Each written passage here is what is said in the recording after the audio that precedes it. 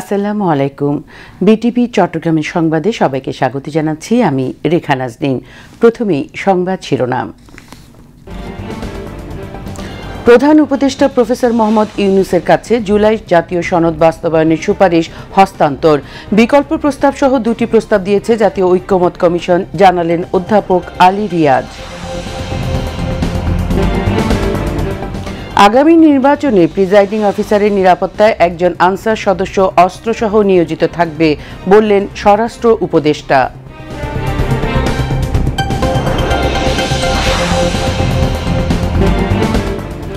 নির্বাচন কমিশনের সঙ্গে জামায়াতে ইসলামীর বৈঠক। নির্বাচন অবাধ, সুষ্ঠু ও নিরপেক্ষভাবে সম্পন্ন করার লক্ষ্যে 18 দফা পেশ।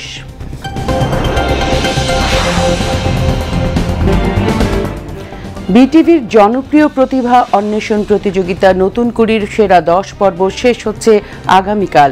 চূড়ান্ত লড়াইয়ের দ্বার প্রান্তে প্রতিযোগীরা।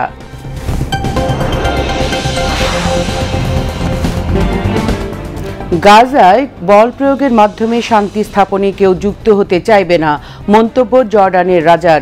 ভঙ্গুর যুদ্ধবিরতির মধ্যে ইসরায়েলি ড্রোন হামলায় আরও 2 ফিলিস্তিনির প্রাণহানি। এবং বগুড়ায় 5 ম্যাচ সিরিজের প্রথম ওয়ানডেতে আফগানিস্তান অনূর্ধ্ব 19 দলকে 5 রানে হারিয়েছে বাংলাদেশ।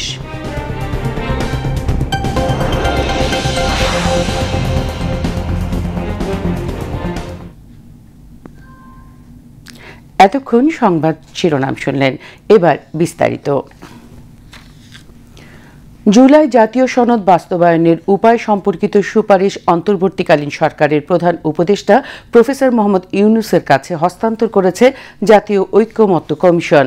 আজ ঢাকায় রাষ্ট্রীয় অতিথি ভবন যমুনায় উপদেষ্টা পরিষদের সদস্যদের উপস্থিতিতে আনুষ্ঠানিকভাবে প্রধান উপদেষ্টার কাছে এই সুপারিশ হস্তান্তর করা হয়। এ সময় জাতীয় ঐক্যমত্য কমিশনের সদস্যরা উপস্থিত ছিলেন।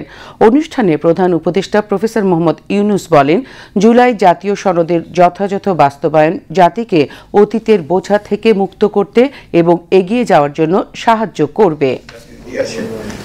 আমরা শুরু করেছিলাম অভ্যুত্থান, তারপরে সবচেয়ে গুরুত্বপূর্ণ অধ্যায় ছিল জুলাই ঘোষণা। জুলাই ঘোষণার পরে জুলাই সনদ। আজকে আরেকটি গুরুত্বপূর্ণ দিন, এই জুলাই সনদের বাস্তবায়নের প্রক্রিয়া। এটা খুব গুরুত্বপূর্ণ একটা বিষয়। আমরা এটা ঐতিহাসিক পরিবর্তন। এটার বাস্তবায়নের প্রক্রিয়াটা যদি আমরা সঠিকভাবে পালন করতে পারি, কাজ এগিয়ে নিয়ে যেতে পারি, তাহলে বাংলাদেশ অতীত থেকে মুক্ত হয়ে যাবে। এটি হলো বিষয়। আমরা সেই অতীত থেকে মুক্ত হতে চাই, নতুনভাবে বাংলাদেশ গড়ার কাছে নিযুক্ত হতে চাই। সেটার পথ দেখাবে আমাদের এই সনদের বাস্তবায়ন কিভাবে হবে তার উপর। জাতীয় ঐক্যমত্য কমিশন জুলাই জাতীয় সনদ বাস্তবায়নের জন্য একটি বিকল্প প্রস্তাব সহ 2টি প্রস্তাব উপস্থাপন করেছে। আজ রাজধানীর ফরেন সার্ভিস একাডেমিতে সাংবাদিকদের ব্রিফিংয়ে জাতীয় ঐক্যমত্য কমিশনের সহসভাপতি অধ্যাপক ডক্টর আলী রিয়াজ কথা বলেন। তিনি বলেন, জাতীয় ঐক্যমত্য কমিশন 48টি সংবিধান সম্পর্কিত বিষয়ের জন্য আইনি ভিত্তি এবং বাস্তবায়ন কাঠামো প্রদানের জন্য জুলাই 2025 সালে জাতীয় সনদ জারি করার সুপারিশ করেছে। এই আদেশের অধীনে সরকার একটি গণভোটের আয়োজন করবে। অধ্যাপক আলী রিয়াজ বলেন, সুপারিশগুলোকে 3 ভাগে ভাগ করা হয়েছে এবং সংবিধানের সাথে সম্পর্কিত নয় এমন বিষয়গুলো অধ্যাদেশের মাধ্যমে বাস্তবায়নের জন্য সুপারিশ করা হয়েছে।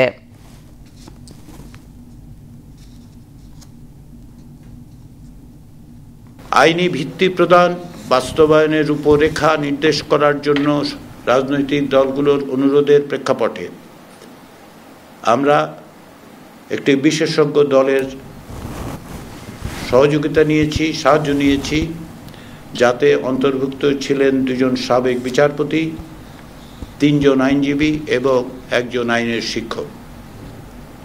রাজনৈতিক দলগুলোর মতামত,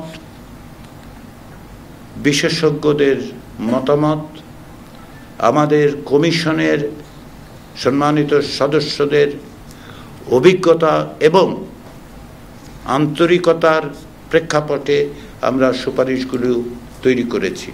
জুলাই জাতীয় সনদে অন্তর্ভুক্ত সুপারিশগুলোকে সরকার কিভাবে বাস্তবায়িত করতে পারে সেজন্য আমরা সুপারিশ দিয়েছি। প্রথমটি হচ্ছে, যে সকল বিষয়ে সাংবিধানিক বিষয় সংশ্লিষ্ট নয় সে সমস্ত বিষয়ে সরকার যেগুলো অধ্যাদেশের মাধ্যমে যা বাস্তবায়ন করতে পারেন সেটা যেন অবিলম্বে সরকারের পক্ষ থেকে সে সমস্ত বিষয় বাস্তবায়িত করা হয়। দ্বিতীয় বিষয়টি হচ্ছে, এর মধ্যে সুপারিশের অনেক কিছুই আছে যেগুলো সরকারি নির্দেশ এমনকি অফিস অর্ডার দিয়েও বাস্তবায়ন করা সম্ভব, সেগুলো যেন সরকার দ্রুততার সঙ্গে বাস্তবায়ন করেন। এই সংবিধান সংশ্লিষ্ট বিষয়গুলোকে বাস্তবায়নের একটি আইনি ভিত্তি প্রদান এবং বাস্তবায়নের পথ নির্দেশ করার জন্য আমরা আমাদের তৃতীয় সুপারিশে কিভাবে এগুলোকে বাস্তবায়নের পথে অগ্রসর হওয়া যায় তার সুপারিশ করেছি। জুলাই আন্দোলনে কুষ্টিয়ায় ৬ জনকে হত্যা, ষড়যন্ত্র ও উস্কানির অভিযোগে মাহবুবুল আলম হানিফ সহ ৪ জনের বিরুদ্ধে মানবতা বিরোধী অপরাধের মামলায় অভিযোগ গঠনের আদেশের তারিখ ২রা নভেম্বর ধার্য করেছেন আন্তর্জাতিক অপরাধ ট্রাইব্যুনাল। এছাড়া কুষ্টিয়ায় সংগঠিত মানবতা বিরোধী অপরাধের অপর এক মামলায় হাসানুল হক ইনুর বিরুদ্ধে ৭ হত্যাকাণ্ড সহ ৮ অভিযোগ গঠনের উপর আদেশের তারিখ ও ২ নভেম্বর ধার্য করেছেন ট্রাইব্যুনাল। আন্তর্জাতিক অপরাধ ট্রাইব্যুনাল ২ এর চেয়ারম্যান বিচারপতি নজরুল ইসলাম চৌধুরীর নেতৃত্বাধীন ৩ সদস্যের বিচারিক প্যানেল আজ শুনানি শেষে এই দুটি আদেশ দেন। ট্রাইব্যুনালের অপর ২ সদস্য হলেন অবসরপ্রাপ্ত জেলা ও দায়রা জজ মোহাম্মদ মঞ্জুরুল বাসিদ এবং জেলা ও দায়রা জজ নূর মোহাম্মদ শাহরিয়ার কবির। এর আগে গতকাল মাহবুবুল আলম হানিফ সহ ৪ জনের বিরুদ্ধে আনুষ্ঠানিক অভিযোগ গঠনের শুনানি শেষ করেন প্রসিকিউশন। এদিকে হাসানুল হক ইনুর বিরুদ্ধে জুলাই গণ অভ্যুত্থানের বিভিন্ন পর্যায়ে উস্কানি, ষড়যন্ত্র, হত্যা, আন্দোলনকারীদের উপর প্রাণঘাতী অস্ত্র প্রয়োগ ও নিপীড়নমূলক কৌশলে সমর্থন সহ মানবতা বিরোধী অপরাধের ৮টি অভিযোগ আনে প্রসিকিউশন। মামলাটিতে ২০ জনকে সাক্ষী করা হয়েছে। আর এই মামলার একমাত্র আসামি হাসানুল হক ইনু। এর আগে সকালে হাসানুল হক ইনুকে ট্রাইব্যুনালে হাজির করা হয়। আগামী নির্বাচনে প্রিজাইডিং অফিসারের নিরাপত্তায় একজন আনসার সদস্য অস্ত্রসহ নিয়োজিত থাকবে বলে জানিয়েছেন স্বরাষ্ট্র উপদেষ্টা লেফটেন্যান্ট জেনারেল অবসরপ্রাপ্ত মোহাম্মদ জাহাঙ্গীর আলম চৌধুরী। তিনি আজ আনসার ওয়েলফেয়ার ট্রাস্টের অর্থায়নে পরিবহন খাতে ৩১টি গাড়ি হস্তান্তর অনুষ্ঠানে এ তথ্য জানান। রাজধানীর আনসার সদর দপ্তরে আয়োজিত গাড়ি হস্তান্তর অনুষ্ঠানে আনসার ও গ্রাম প্রতিরক্ষা বাহিনীর মহাপরিচালক আব্দুল মোতালেব সাজ্জাদ মাহমুদ সহ বাহিনীর ঊর্ধ্বতন কর্মকর্তাগণ এ সময় উপস্থিত ছিলেন। স্বরাষ্ট্র উপদেষ্টা বলেন, অবৈধ অস্ত্র উদ্ধারে আইনশৃঙ্খলা রক্ষাকারী বাহিনী সর্বদা সক্রিয় রয়েছে, ভবিষ্যতেও তা অব্যাহত থাকবে। কিন্তু ইলেকশনের সময় সবচেয়ে বেশি সংখ্যক নিয়োজিত থাকবে এবং ইলেকশনের সময় তাদের কন্ট্রিবিউশনে কিন্তু সবচেয়ে বেশি। আপনারা জানেন এই বাহিনীতে টোটাল ১৩ জন সদস্য এবার নিয়োজিত থাকবে। এই ১৩ জনের ভিতরে ৩ জনের কাছে থাকবে হাতিয়ার, আর ১০ জন থাকবে যারা আনাম। এর ভিতরে ৬ জন থাকবে পুরুষ, ৪ জন থাকবে মহিলা। এবারে আমরা প্রথমবারের মতো প্রিজাইডিং অফিসারের সিকিউরিটির জন্য একজন আনসার সদস্য থাকবে হাতিয়ার সহ। অস্ত্র সবসময় কিছু বাইরে থাকে এবং এই বাহিনীগুলি ডেইলি কিন্তু উদ্ধার করতেছে। গত পরশুও দেখছেন যে ৮টা হাতিয়ার উদ্ধার হয়েছে। এরকম উদ্ধার হতেই থাকবে এবং ইলেকশন যতই ঘনে আসবে উদ্ধার আরও বাড়তে থাকবে এবং একসময় দেখবেন যে বাইরের কোনো হাতিয়ার। আজ ২৮শে অক্টোবর ২০০৬ সালের এই দিনে আওয়ামী ফ্যাসিবাদের সিঁড়িতে পা রাখে বাংলাদেশ। বায়তুল মোকাররম উত্তর গেটে জামায়াতের সমাবেশে সংঘবদ্ধ হামলা চালায় আওয়ামী লীগ ও তাদের জোট সঙ্গী দলগুলো। হাসিনার পূর্ব ঘোষিত লগি বৈঠার তাণ্ডব প্রতিরোধে সেদিন আগাম কোনো প্রস্তুতি ছিল না জামায়াত শিবিরের। আওয়ামী লীগের একতরফা হামলায় পল্টন এলাকায় ৭ জন সহ সারা দেশে দলটির মোট ১৪ নেতাকর্মী নিহত হন। ওই হত্যাকাণ্ডের ঘটনায় মামলা করা হলেও বিচার না করে সকল আলামত নষ্ট করে ফেলে হাসিনা সরকার। মেজবা শিবুলের রিপোর্ট। 2001 সালের নির্বাচনে ক্ষমতায় আসে বিএনপি জামাত নেতৃত্বাধীন 4 দলীয় ঐক্যজোট। তবে মেয়াদের পুরো সময় জুড়ে হরতাল অবরোধ সহ নানা কর্মসূচিতে সরকারকে অস্থির করে রাখে আওয়ামী লীগ। 2006 সালের 18 সেপ্টেম্বর পল্টন ময়দানের মহাসমাবেশ থেকে কর্মীদের লগি বৈঠা নিয়ে ঢাকা অবরোধের আহ্বান জানান আওয়ামী লীগ সভানেত্রী শেখ হাসিনা। ফলে 28 অক্টোবর সকাল থেকেই আওয়ামী লীগ নেতাকর্মীরা লগি বৈঠা ও আগ্নেয়াস্ত্র নিয়ে রাজধানীতে অবস্থান নেয়। 27 তারিখ থেকে 30 তারিখ পর্যন্ত আমরা রাত দিন এইখানে দখল করে থাকবো। আগামী দিনের কর্মসূচি লগি বৈঠা চোর নিয়ে। দিনটিকে ইতিহাসের সবচেয়ে ভয়ঙ্কর উল্লেখ করে জামায়াতের সেক্রেটারি জেনারেল অধ্যাপক মিয়া গোলাম পরোয়ার বললেন, এদিন দুপুরের আগেই জামাতের সমাবেশ চতুর্দিক থেকে ঘিরে ফেলে আওয়ামী লীগ ও বাম সন্ত্রাসীরা। একযোগে শুরু হয় হামলা। তারা চেয়েছিল শীর্ষ নেতাদের হত্যা করে জামায়াতকে নেতৃত্বশূন্য করতে। বাংলাদেশের রাজনীতির ইতিহাসে একটা কলঙ্কজনক দিন। এই দিনটা যখন আমাদের সামনে তথা জাতির সামনে এসে পড়ে, একটা ভয়াবহ নিষ্ঠুরতা, বর্বরতা, একটা পৈশাচিকতা, একটা নৃশংসতার করুণ ছবি আমাদের সবার চোখের সামনে ভেসে ওঠে। যে দৃশ্য দেখে দেশের মানুষ আতঙ্কিত হয়েছিল। অনেকে সেই নির্মম হত্যাকাণ্ডের দৃশ্য কয়েক সেকেন্ডেও ভিডিও ছবিতে চোখ রাখতে পারেনি। শেখ হাসিনা এবং তার দোসর 14 দলের নেতা মেনন, ইনু, এই সমস্ত তার দোসরদেরকে সে নির্দেশ দিয়ে দিল যে তোমরা সারা দেশ থেকে সব লগি বৈঠা নিয়ে চলে আসো ঢাকায়। এবং তারা আমাদের যখন স্টেজ নির্মাণের কাজ চলছে প্রায় সম্পন্ন, চারিদিক থেকে নেতাকর্মীরা আসছে, মঞ্চে আমাদের নেতৃবৃন্দ এসেছেন, এর মধ্যেই চতুর্দিক থেকে হামলা শুরু এবং চতুর্দিক থেকে গুলি এবং হামলা শুরু। লাঠি, রড, লগি, বৈঠা, পাথর, যার যা ছিল। এবং হামলাটা খুব পরিকল্পিত ছিল। এদিকে পল্টন মোড়, ওদিকে দক্ষিণ গেট, এদিকে দৈনিক বাংলা, মানে চতুর্দিক ঘেরাও করে তারা পুরা স্টেজকে কেন্দ্র করে তারা টার্গেটটা করেছিল।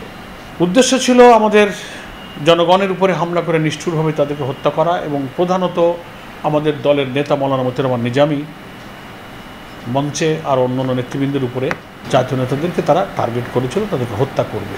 হাসিনার সরাসরি নির্দেশে চলা ওই হত্যাকাণ্ডের সময় রাজধানীতে বিপুল সংখ্যক পুলিশ মোতায়েন থাকলেও রহস্যজনক কারণে তারা ছিল নীরব। এমন উল্লেখ করে জামাতের শীর্ষ এই নেতা বলেন, ওই হত্যাকাণ্ডের ঘটনায় নিহতদের পরিবারগুলোর পক্ষ থেকে মামলা করা হয়েছিল, কিন্তু হাসিনা ক্ষমতায় আসার পর মামলাগুলো কেবল বাতিলই করেনি, বরং সকল আলামতি নষ্ট করা হয়েছে।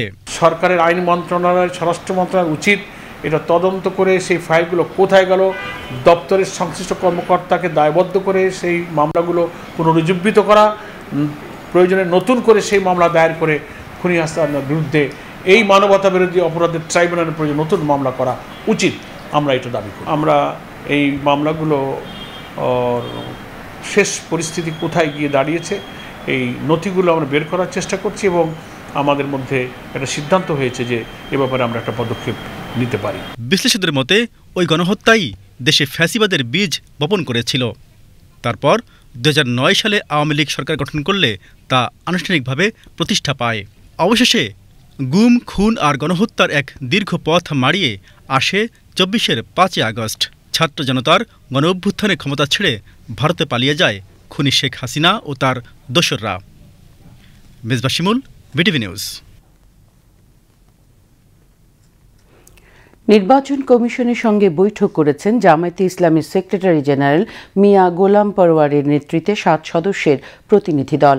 আজ সকালে রাজধানীর আগারগাঁওয়ে নির্বাচন ভবনের সভাকক্ষে এ বৈঠক অনুষ্ঠিত হয়। বৈঠকে প্রধান নির্বাচন কমিশনার সিইসিএ এম নাসির উদ্দিন ছাড়াও নির্বাচন কমিশনের অন্য নির্বাচন কমিশনারগণ উপস্থিত ছিলেন। আসন্ন জাতীয় সংসদ নির্বাচন অবাধ, সুষ্ঠু ও নিরপেক্ষভাবে সম্পন্ন করার লক্ষ্যে জুলাই সনদ বাস্তবায়নে আগামী নভেম্বরে গণভোটের আয়োজন সহ 18 দফা সুপারিশ নির্বাচন কমিশনে জমা দিয়েছে জামায়াতে ইসলামী। হালদা নদীতে রুই জাতীয় মাছের নিরাপদ প্রাকৃতিক প্রজনন নিশ্চিত করতে ফটিকছড়ির ভুজপুরে নিয়মিত রাবার ড্যাম সরিয়ে ফেলার উপর গুরুত্ব আরোপ করেছেন মৎস্য ও প্রাণী সম্পদ মন্ত্রণালয়ের উপদেষ্টা ফরিদা আক্তার। সকালে চট্টগ্রাম সার্কিট হাউসে হালদা নদীতে মৎস্য হেরিটেজ বাস্তবায়ন তদারকি কমিটির সভায় তিনি বলেন, ভুজপুর রাবার ড্যাম সরিয়ে ফেলার উদ্যোগ নেওয়া হবে। হালদার পাড়ে তামাক চাষ যাতে আর না হয় সে চেষ্টা করা হবে বলেও জানান উপদেষ্টা।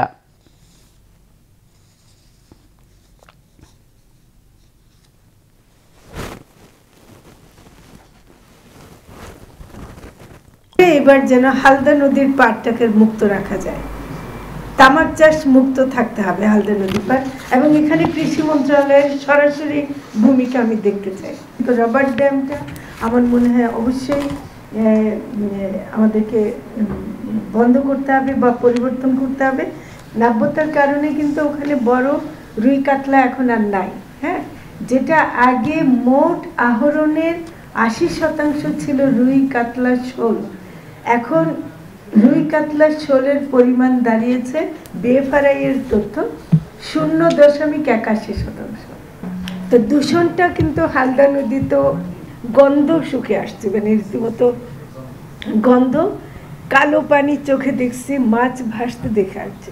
তো এই দূষণের ব্যাপারটা আমার মনে হয় যে খুবই দ্রুত হাতে নিতে হবে, এবং এটাও যদি প্রকল্পের কাজের মধ্যে আমরা ঢোকাতে পারি, এটা কিন্তু একটা গুরুত্বপূর্ণ কাজ হবে। চট্টগ্রামের বিভাগীয় কমিশনার ডক্টর মোহাম্মদ জিয়াউদ্দিনের সভাপতিত্বে সভায় city mayor doctor Shahadat Hossain, বন্দর chairman rear admiral SM. Moniruzzaman, জেলা প্রশাসক সাইফুল ইসলাম সহ সংশ্লিষ্টরা উপস্থিত ছিলেন। বিকেলে মৎস্য ও প্রাণী সম্পদ উপদেষ্টা Farida Akter Chattogram veterinary and animal sciences বিশ্ববিদ্যালয়ের ১৭তম আন্তর্জাতিক বৈজ্ঞানিক সম্মেলনের সমাপনী অনুষ্ঠানে যোগ দেন। বিশ্ববিদ্যালয়ের উপাচার্য প্রফেসর ডক্টর লুৎফুর রহমানের সভাপতিত্বে অন্যান্যের মধ্যে চট্টগ্রাম মেডিকেল বিশ্ববিদ্যালয়ের উপাচার্য প্রফেসর ডক্টর ওমর ফারুক ইউসুফ বক্তব্য রাখেন। ৩ দিনব্যাপী এই বৈজ্ঞানিক সম্মেলনে দেশি বিদেশি গবেষক ও বিজ্ঞানীরা ১৬০টি গবেষণা প্রবন্ধ উপস্থাপন করেন। এবারের সম্মেলনে ৭টি সাবথিম নিয়ে আলোচনা হয়।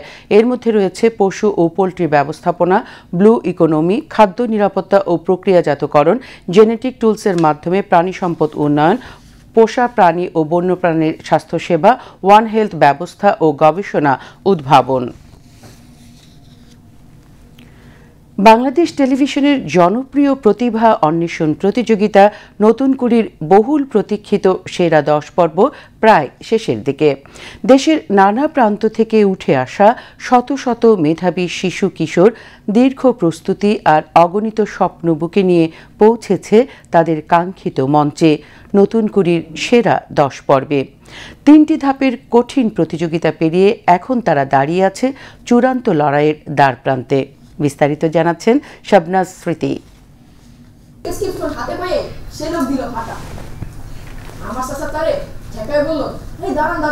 নতুন কুড়ির সেরা ১০ পর্ব প্রায় শেষের দিকে। দেশব্যাপী বাছাই ও চূড়ান্ত নির্বাচনের পর এবার মূল মঞ্চে ২৭৯ জন প্রতিযোগী। কৌতুক, লোকসঙ্গীত ও হামনাত এই ৩ বিষয়ে চলছে পঞ্চম দিনের সেরা ১০ পর্বের প্রতিযোগিতা। পঞ্চম দিনে অংশ নিয়েছে ৫৮ জন প্রতিযোগী। এখানে এসে খুব আনন্দিত, আর মন খারাপ করার কিছু নাই, পরের বারে আবার চেষ্টা করব। অনেক কিছু শিখেছি, বিচারকটা বলেছে অনেক ভালো হবে, আরো সামনে এগিয়ে যাই। মানে মনে হচ্ছে প্রথমবার এসেছি, অনেক ভালো লাগছে।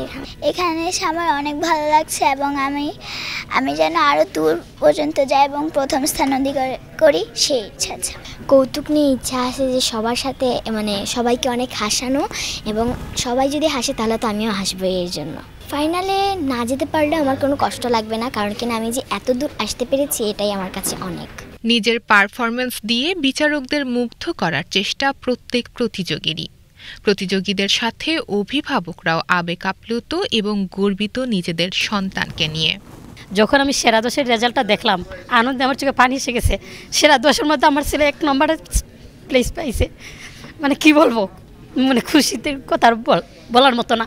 সারা বাংলাদেশ থেকে হাজার হাজার ছেলেমেয়েরা প্রতিযোগিতায় অংশগ্রহণ করেছে এবং তাদের একটা প্রতিযোগী মনোভাব সৃষ্টি হয়েছে, এবং আগামী দিনে বিটিভিকে সুন্দর সাজিয়ে তুলতে পারবে তারা। নতুন কুড়িতে আমার মেয়ে আসতে পেরেছে, আমি অনেক অনেক খুশি। যদিও নাও যায় তারপরে আমি অনেক খুশি যে এই পর্যন্ত আসতে পেরেছি আর কি। বাংলাদেশ টেলিভিশনের এই নতুন কুড়ির আয়োজনটা আসলে ভালো, খুবই ভালো লেগেছে। এর মাধ্যমে তো আমরা আসলে আমাদের সন্তানদেরকে তাদের যে প্রতিভাগুলো আছে সেগুলোকে বিকশিত করার একটা সুযোগ করে দিচ্ছে। আগামী 29 অক্টোবর পর্যন্ত চলবে এই সেরা 10 পর্ব। এখান থেকে প্রতিটি বিষয়ে নির্বাচিত সেরা 5 জন করে প্রতিযোগী অংশ নেবে গ্রুমিং ও ফাইনাল পর্বে। বিচারকরা মুগ্ধ শিশু কিশোরদের অসাধারণ পরিবেশনায়। শিশু কিশোরদের মার্কিং করাই যেন কঠিন হয়ে পড়েছে, এমনটাই বলছেন বিচারকেরা। এইটুকু বয়স থেকে ওরা যে স্কিল অর্জন করেছে সেটা আসলে অবাক করবার মতো, যেটা আমরা অনেক বড় হয়ে এই ট্রিক্সগুলো শিখেছি, কিন্তু ওরা এত ছোট বয়সেই যে মানুষকে হাসানোর যে ট্রিক্সগুলো সেগুলো আসলে ওরা শিখে ফেলেছে। তো সেটা আসলে আমাদের কাছে মানে খুবই বিস্ময়ের। আমরা যখন অভিনয় করেছি ছোট্টবেলায় তখন তো গা হাত পা কাঁপতো, যদি প্রডিউসার বলতো হয়নি তখন আর বলতে পারতাম না। কিন্তু এখনকার ছেলে মেয়ের দেখছি সাংঘাতিক সাহস। ওই যে একটি মেয়েকে আমি বললাম তুমি তাড়াহুড়া করে ফেলেছো, বলছে না এগুলো তাড়াহুড়া করে বলতে হয়। এই যে সাহস, তা আমার এইটাই ভালো লাগছে, এদের ভবিষ্যৎ খুব উজ্জ্বল। প্রত্যেকটা বাচ্চার মধ্যে গ্যাপ 19, 20, 18 এরকম। সো আশা করা যাচ্ছে ওদের মধ্যে থেকে আমাদের বেছে নিতে কষ্টই হবে। তারপরেও যদি সবাইকে নিয়ে যেতে পারতাম ভালো হতো, কিন্তু এটা তো প্রতিযোগিতা, সবাইকে নিয়ে যাওয়া যাবে না। তো যারা বেস্ট করবে তারা আসলেই নিজের যোগ্যতায় শেষ পর্যন্ত যাবে। নতুন কুড়ির সেরা 10 পর্ব চলবে আগামীকাল পর্যন্ত। এরপরেই জানা যাবে কারা যাচ্ছে গ্রুমিং পর্বে। শিশু কিশোরদের প্রতিভার আবিষ্কার ও বিকাশের সুযোগ তৈরি করতেই নতুন কুড়ির এই আয়োজন। কারণ প্রত্যেকেই আশাবাদী নতুন কুড়ির মঞ্চ থেকে উঠে আসবে আগামী দিনের তারকা, ফুটবে নতুন একটি ফুল। শবনাথ স্মৃতি, বিটিভি নিউজ, ঢাকা। এবার আন্তর্জাতিক সংবাদ।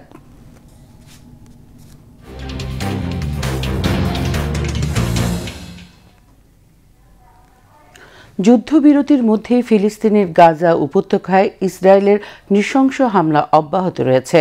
সম্প্রতি এমন তথ্য উঠে এসেছে বিভিন্ন আন্তর্জাতিক গণমাধ্যমে। এদিকে মার্কিন প্রেসিডেন্ট ডোনাল্ড ট্রাম্পের মধ্যস্থতায় গাজায় যুদ্ধবিরতি চুক্তির পরও আন্তর্জাতিক শান্তিরক্ষী বাহিনী সেখানে মোতায়েন নিয়ে অনিশ্চয়তা দেখা দিয়েছে। গাজায় ইসরায়েলে অব্যাহত হামলায় আরও 2 ফিলিস্তিনির প্রাণহানি। বিস্তারিত ডেস্ক রিপোর্টে। Asked, and I think it's close. I just spoke with some of the people involved. It's a terrible situation that's going Gaza. He's asking about. মার্কিন প্রেসিডেন্ট ডোনাল্ড ট্রাম্পের মধ্যস্থতায় গাজায় যুদ্ধবিরতি চুক্তির পরও আন্তর্জাতিক শান্তিরক্ষী বাহিনী সেখানে মোতায়েন নিয়ে দেখা দিয়েছে অনিশ্চয়তা। ট্রাম্পের 20 দফা শান্তি পরিকল্পনা অনুযায়ী আরব দেশ ও আন্তর্জাতিক অংশীদারদের গাজায় স্থিতিশীলতা বাহিনী পাঠিয়ে ফিলিস্তিনি পুলিশকে প্রশিক্ষণ ও সহায়তা দেওয়ার কথা বলা হয়েছে। এর শর্ত অনুযায়ী হামাসকে নিরস্ত্র হয়ে রাজনৈতিক নিয়ন্ত্রণ ছাড়তে হবে। তবে হামাস এখনো অস্ত্র জমা দেয়নি, বরং তারা গাজার বিভিন্ন এলাকায় কয়েক হাজার যোদ্ধা মোতায়েন করেছে নিয়ন্ত্রণ পূর্ণ দখলের জন্য।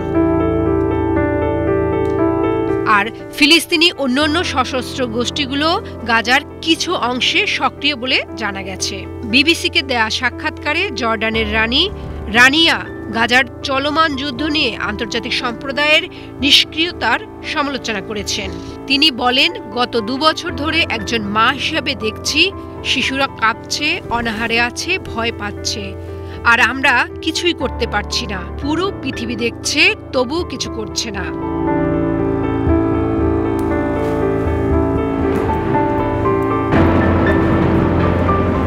এদিকে ভঙ্গুর যুদ্ধবিরতির মধ্যেই দক্ষিণ গাজায় ইসরায়েলি ড্রোন হামলায় 2 ফিলিস্তিনি নিহত হয়েছে। এই হামলার কয়েক ঘন্টা পর হামাস আরেকজন নিহত বন্দীর মরদেহ ইসরায়েলের কাছে হস্তান্তর করেছে। এদিকে হলুদ সীমারেখায় ফিলিস্তিনিদের ঘরবাড়ি থাকলেও যুদ্ধবিরতি চলাকালে তারা সেখানে যেতে পারছেন না। ইসরায়েলি গণমাধ্যমের খবরে হলুদ রেখা ক্রমেই স্থায়ী রূপ নিচ্ছে বলে উঠে এসেছে। গাজার অর্ধেকের বেশি ভূখণ্ড ইসরায়েলের দখলে চলে যেতে পারে বলে আশঙ্কা করা হচ্ছে। মূলত যুদ্ধবিরতি চুক্তির পর নিজেদের নিয়ন্ত্রণে থাকা এলাকা চিহ্নিত করতে প্রতি 200 মিটার অন্তর হলুদ সীমারেখা বসায় ইসরায়েলি সেনারা। রেখাটি গাজাকে কার্যত প্রায় 2 ভাগে ভাগ করে দিয়েছে। এর পশ্চিম অংশ থেকে ইসরায়েলি সেনা আংশিক প্রত্যাহার করা হয়েছে, ফলে হামাস আবারও সেখানে নিজের নিয়ন্ত্রণ প্রতিষ্ঠার চেষ্টা করছে। তবে গাজার বাকি অর্ধেক অংশে ইসরায়েলি সেনারা অসংখ্য সামরিক চৌকি স্থাপন করেছে। যে কেউ সেই হলুদ রেখার কাছাকাছি গেলেই গুলি চালাচ্ছে, সেখানে হলুদ রেখা দেখা যাক বা না যাক। সম্প্রতি ইসরায়েল জোর দিয়ে বলেছে তারা গাজার নিরাপত্তার উপর নিজেদের নিয়ন্ত্রণ বজায় রাখবে। প্রধানমন্ত্রী বেনিয়ামিন নেতানিয়াহু তার মন্ত্রিসভার সদস্যদের জানিয়েছেন কখন ও কোথায় শত্রুদের উপর হামলা চালানো হবে ইসরায়েল নিজেই সে বিষয়ে সিদ্ধান্ত নেবে। যুদ্ধবিরতি কার্যকর হওয়ার 2 সপ্তাহ পরেও প্রতিদিন গড়ে 20 জনের বেশি ফিলিস্তিনি নিহত হন। অনেকেই হলুদ সীমারেখার কাছাকাছি নিহত হয়েছেন, ফলে খুব কম বাস্তুচ্যুত ফিলিস্তিনি নিয়ন্ত্রণাধীন এলাকায় ফিরে যাচ্ছেন। Shamsun Nahar Binu, desk report, BTV news. গুরুত্বপূর্ণ খনিজ ও বিরল মৃত্তিকা সরবরাহ নিশ্চিত করতে একটি কাঠামো চুক্তি স্বাক্ষর করেছেন মার্কিন প্রেসিডেন্ট ডোনাল্ড ট্রাম্প এবং জাপানের নতুন প্রধানমন্ত্রী সানে তাকাইসি। হোয়াইট হাউস জানিয়েছে এই পদক্ষেপের লক্ষ্য হল সমন্বিত বিনিয়োগ এবং ন্যায্য বাজার অনুশীলনের মাধ্যমে সরবরাহ শৃঙ্খলকে শক্তিশালী করা। এতে আরও বলা হয়, চুক্তির 6 মাসের মধ্যে উভয় দেশই মার্কিন যুক্তরাষ্ট্র, জাপান এবং অন্যান্য সমমনা দেশগুলোতে ক্রেতাদের কাছে সরবরাহের জন্য চূড়ান্ত পণ্য তৈরির প্রকল্পগুলোকে সমর্থন করার ব্যবস্থা গ্রহণের ইচ্ছা পোষণ করেছে। জাপানের প্রথম নারী প্রধানমন্ত্রী হওয়ার পর ট্রাম্প প্রথমবারের মতো তাকাইসির সঙ্গে সাক্ষাতের সময় এই চুক্তিটি করা হয়। সেখানে বাণিজ্য, প্রতিরক্ষা এবং আঞ্চলিক নিরাপত্তার উপর আলোকপাত করা হয়েছিল। মার্কিন যুক্তরাষ্ট্রে জাপানি পণ্য রপ্তানিতে এখন 15% শুল্ক আরোপ করা হবে, যা আগে থেকেই নির্ধারিত ছিল কিন্তু মঙ্গলবারই চূড়ান্ত হয়েছে। আগামী ডিসেম্বরে মিয়ানমারে অনুষ্ঠিতব্য নির্বাচনে পর্যবেক্ষক পাঠাবেন না দক্ষিণ পূর্ব এশিয়ার দেশগুলোর আঞ্চলিক জোট আসিয়ান। সোমবার আসিয়ান জোটের কূটনৈতিক সূত্রের বরাত দিয়ে ফরাসি বার্তা সংস্থা এএফপির এক প্রতিবেদনে এই তথ্য জানানো হয়েছে। আসিয়ানের পর্যবেক্ষক না পাঠানোর এই সিদ্ধান্ত মিয়ানমারের ক্ষমতাসীন জান্তা সরকারের আন্তর্জাতিক স্বীকৃতি পাওয়ার প্রচেষ্টায় বড় ধরনের ধাক্কা বলে মনে করা হচ্ছে। মিয়ানমারের জান্তা প্রধান মিন অংলেই আগামী 28শে ডিসেম্বরের নির্বাচনকে 2021 সালের অভ্যুত্থানে সৃষ্ট গৃহযুদ্ধের পর পুনর্মিলনের এক ধাপ হিসেবে আখ্যা দিয়েছেন। সোমবার আসিয়ানের চেয়ারম্যান মালয়েশিয়ার প্রধানমন্ত্রী আনোয়ার ইব্রাহিম মিয়ানমারে অবিলম্বে যুদ্ধবিরতির আহ্বান জানিয়েছে। আন্তর্জাতিক মানবাধিকার সংস্থা হিউম্যান রাইটস ওয়াচ মিয়ানমারের নির্বাচনকে প্রহসন হিসেবে আখ্যা দিয়েছে। আর অ্যামনেস্টি ইন্টারন্যাশনাল অভিযোগ করে বলেছেন, জান্তা দমনমূলক কৌশল নিচ্ছে এবং ভোটের সমালোচক যে কোনো ব্যক্তিকেও গ্রেপ্তার করছে।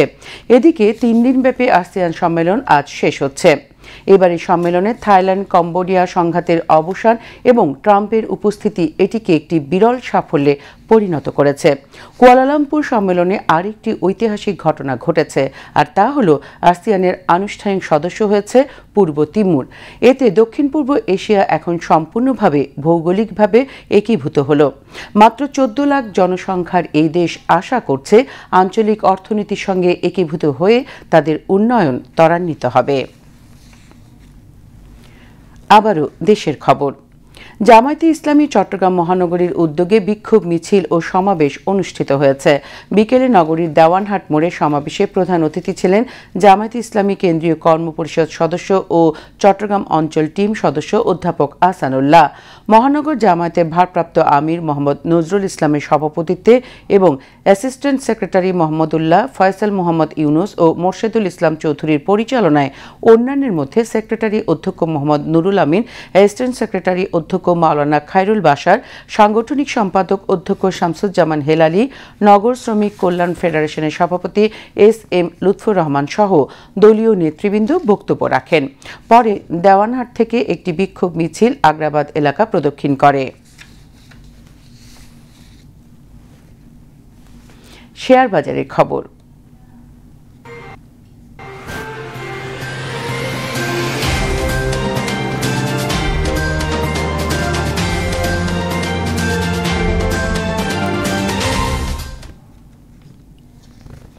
চট্টগ্রাম স্টক এক্সচেঞ্জে মন্দাভাব অব্যাহত রয়েছে। আজও শেয়ার লেনদেন বেশি হলেও মূল্যসূচক কমে গেছে।